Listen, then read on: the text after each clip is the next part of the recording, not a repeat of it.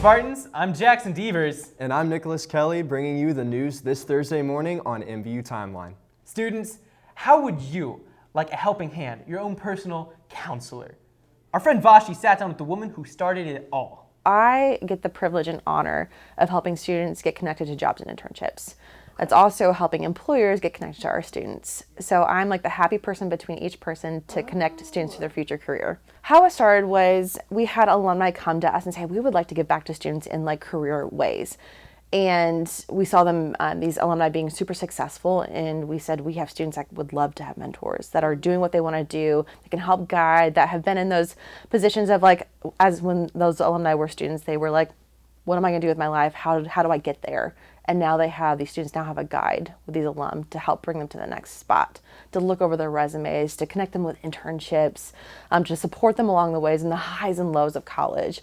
And so we're grateful these alumni want to give back to our students, and now we get to see these students kind of like fly as they're guided by these mentors. The mentorship program will give these students an opportunity to learn from their mentors' wins and mistakes. And now, let's throw it to sports. Hello Spartans, my name is Damien Goulart, bringing you the sports. The Spartans hosting Clark University last Saturday came out on fire.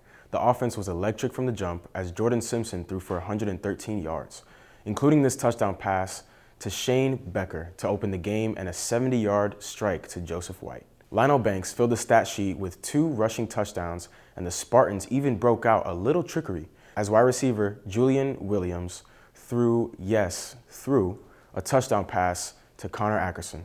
The defense did their part, led by DeBrian Moss, who tallied 19 tackles as the Spartans rolled to a 42-7 victory. Well, I was really proud of how they performed. I thought we played really well offensively and defensively. We get 11 games, which is much fewer than most sports. And so when you get a chance to go out there and you have a home crowd and you have a great crowd like we did, you've got to go out and have fun. And that's something that we really try to bring into our practices. But at the same token, when it comes Saturday, thing I tell them is that curtain goes up, the lights come on, it's time to have fun and go do your thing. The Spartans suit up again Saturday to take on the Culver Stockton Wildcats. Mobat Baseball played a 7-inning scrimmage against St. Charles Community College Friday and beat them in their first fall game 10-2. Offensively, bats were hot, with 11 hits and 3 of them being home runs. Arturo with 2 and Robinson with 1. Defensively, Mobat was perfect with no errors and great outings on the mound from every pitcher, only allowing 2 runs to score the entire game. Now back to Jackson and Nick.